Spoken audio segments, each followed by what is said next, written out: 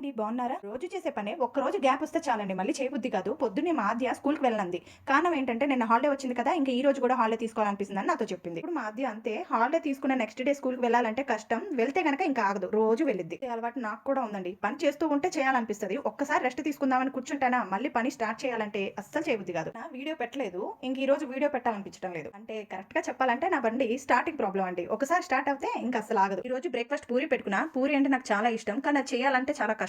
ఏదో పెద్ద పనిలాగా ఉంటది. కానీ అంత పెద్ద పనేం ఉండదు. తొందరగానే అయిపోయిద్ది. కానీ చేయటానికే తొందరగా చేయను. సరే కష్టమో గిష్టమో అనుకోని పూరి చేసి పెట్టానా హోటల్ స్టైల్‌లో.